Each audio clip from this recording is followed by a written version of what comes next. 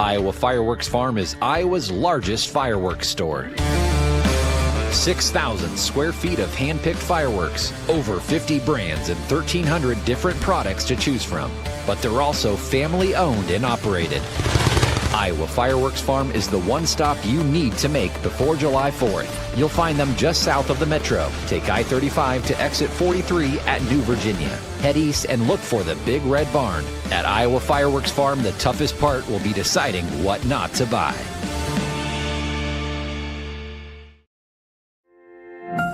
This is the Iowa Everywhere Weather Center. Here's Chief Meteorologist Amber Alexander. Hi, everyone. Hope you're having a fantastic Thursday. I'm meteorologist Amber Alexander for Iowa Everywhere, and I wanted to bring you an update on the forecast. Usually I do these video forecasts on Thursdays, not usually live, but we do have some extreme heat upcoming here across central Iowa, and I wanted to talk a little bit about that, but then also kind of give you my story of what I experienced back in 2023 and, that knowledge that I have now and want to share with you. So let's talk a little bit about the excessive heat that we have coming. And thank you to Aiden Wyatt, who is here with me live today. Thanks, Aiden, for helping me with this and making this possible. So we have three different colors here, and these are the weather alerts that we have for Friday. So if you looked at all throughout the day today, earlier today at least, we were all in that very deep red excessive heat watch. So that means extreme heat is expected within the next 24 to 72 hours. And then from there, once you get within the 24 to 72 hours, that's either upgraded to a heat advisory when we know that heat index values are, the feel like temperature is going to be 100 to 105 degrees, or it gets upgraded to an excessive heat warning. Which you can see across the western part of the state. And that means the feel like temperatures are going to be 105 to 110. So these are the alerts for Friday. I do think as we get into Saturday and Sunday, we're going to get maybe a little bit warmer. And so I do think we could potentially be upgraded across the central Iowa area. So, where you see that heat advisory along the I-35 corridor up to an excessive heat warning. But regardless of where you are across the state, it's going to be incredibly hot. We're going to see highs in the mid 90s, mid to upper 90s, especially across central Iowa. If you're in western Iowa, parts of the Omaha area, that's where temperatures are actually expected to top 100 degrees for at least 2 days. And then you add the humidity onto that, and it feels like 110 to 115 at times. And so it's incredibly dangerous. And especially if you're maybe in central Iowa, but you want to go out west to Omaha for the College World Series. There is a game on Saturday at 6 p.m. and a game on Sunday at 1:30. So thankfully, by 6 p.m., sun's going to start to go down. However, it's still going to be incredibly hot that day, regardless if you're sitting in the shade or sitting in the sun. And then certainly for 1:30 on Sunday, almost the heat of the day. And so that's going to be a dangerous time to be out in the sun. And so, we always talk about what to do when we see extreme heat. And it's, taking breaks in the shade, staying indoors if you can, drinking a lot of water, all those things, keeping pets inside because the pavement or the asphalt can get really, really hot and they can burn their toes. And then, you're especially susceptible if you are elderly or you are a baby. And then also if you are pregnant as well. So I wanted to talk a little bit about my story and in extreme heat. So let's actually talk about extreme heat and pregnancy first. So we are expecting extreme heat from Friday until Sunday here in Iowa. When you look at the summer months, the max average high in Iowa is about 88 degrees. And so the number of days where highs are above that 88 degrees is actually rising. And we're no stranger to, seeing temperatures in the mid to upper 90s, certainly, back in a lot of people like to talk about the Great Depression when it was incredibly dry. Dew points were in the 30s and we had temperatures way above 100. This is a different level. So you have temperatures in the mid to upper 90s, but you also have dew points in the 70s. And so that makes it feel a lot hotter, and it's a lot harder to get to cool your body down after it's already so warm, because it is going to be so humid out there. Another thing with that is that the overnights, typically a time to recover, the sun goes down. Well, unfortunately, the temperatures are expected to be in the 70s throughout the overnight, and actually some overnights in the mid to upper 70s for a couple of these nights over the weekend. And so that can be incredibly dangerous.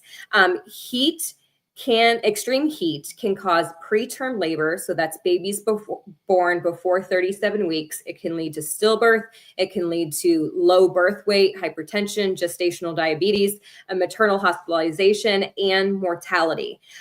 This is something I did not know, even as a meteorologist, until I actually experienced it back in 2023. So I was pregnant with my son, Parker, and everything going well in the pregnancy.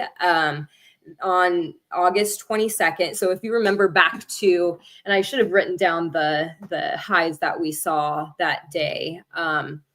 Aiden, you're not going to remember the highs that we had that day, but certainly you remember the extreme heat that we had, right? Yep, I was just looking to see if I could find a history of so the temperatures that week. And I can easily find it as well, but I know that on the day my son was born, we hit a heat index value of 122, and so certainly one of the highest that we've ever seen in the state of Iowa. So going back to Monday of that week, I knew it was going to be incredibly hot. Highs were going to be in the mid 90s. I was excited because I was off work, and my parents have a pool. And so I was excited to spend the day in the pool. Tuesday, I worked a shift at the local brewery that I was working at the time, and, feeling great, not really, as great as you can be for 34 weeks pregnant. I had visited my doctor, two doctors actually that day, my primary doctor and my OB doctor, everything looking great. And then I get to the overnight hours, and suddenly my water breaks. I had no idea what was kind of going on until I called the local triage, so labor and delivery. And it was a shock. So I was in this state of shock for a few days. Did not expect to go into labor early, but that was what happened. So 34 weeks and 2 days was when I had my son Parker. We were very, very lucky to, he was at a birth weight that I felt comfortable with. And he did have some time in the NICU. And so that certainly, costs more money than typically you would for just having, a normal birth. And so, the reason I wanted to talk about extreme heat and pregnancy is because, again, as a meteorologist, I had no idea that that could even happen. And so this is something that I've since learned after I had Parker, that extreme heat can cause this. And so if I can help even one person, then it will be worth it. And I think Aiden, I think you threw a comment up there that it was 96 degrees that day. So yeah, 96 degrees, dew points were close to 80 degrees, and it resulted in actually a 96 degrees on the 22nd. And then I believe we hit either 100 or 101 on the 23rd, which was the day that he was born. And then heat index values were above, we're at 122 was the peak, which as a meteorologist, you're like, oh my goodness, that is incredible. So I remember talking about having, it was a record day in the weather, but also a record day for my family. But I had no idea that I was not only putting myself in danger, but also putting my baby in danger by spending an excessive amount of time outdoors while it was hot, even though I was a very, very healthy person, and I had, been, there was nothing high risk about my pregnancy. That is something that I now want to educate more people on. as temperatures across the area continue to rise, and we see more days in the mid 90s to 100 degrees, with that added humidity. So that is something I wanted to, warn everyone about. If you are pregnant or someone that's pregnant, you can reach out to them and let them know that they should, spend more time inside over the next few days instead of going out and maybe having fun in the sun and the heat. Aiden, let's talk about how long this is going to last. So I put a little alert there on Friday, Saturday, and Sunday, all 3 days, mid 90s for highs and dew points in the lower 70s. So it's going to feel 105 to 110 as we head into the weekend. And of course, a lot of people off for the weekend. It was a holiday today as well. So I think people it's more likely that people are going to be out and about this weekend as opposed to indoors. And so that is a reason why I wanted to kind of warn about excessive heat and what it can do while pregnant. Thankfully, we have somewhat of a cool down headed midweek. Temperatures still right around average for this time of the year. As we get into Monday, we'll see a cold front moving through, and that's going to send us back low 90s. And you'll notice a chance for storms Monday, Tuesday, Wednesday, Thursday. So every day having at least a small chance for storms. But I don't think, any one day is going to be a washout, and I don't think any one day is going to be completely dry. So take that for what it's worth. We, again, have a chance for a few showers and thunderstorms almost every single day starting on Monday. One thing to also note, Friday through Sunday, going to be incredibly windy. The wind out of the southwest between 15 and 25 miles per hour, gusts up to about 28, 30 miles per hour. So incredibly windy as we get into the early part or the weekend. But the winds do calm down as that cold front moves through and we finally get temperatures to cool down a little bit. Mid 80s still expected, but certainly a little bit of a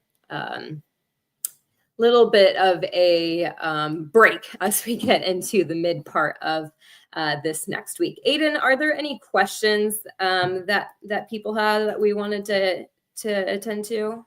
Doesn't look like it. Done a great job. So no questions. Yeah. If anyone does have any questions or wants to see a little bit more of the research that I have looked into, or one of the reports that I saw, not research that I've personally done, but other scientists that I admire have done some of the hard work. You can write down in the comments or send me a message on whichever platform you are on, and I would be delighted to help you with that information and help you understand that a little bit more, because it really is interesting how things have changed over the past several decades and now the knowledge that we have. So thank you everyone for joining us here on Iowa Everywhere. I'm meteorologist Amber Alexander. Have a safe weekend.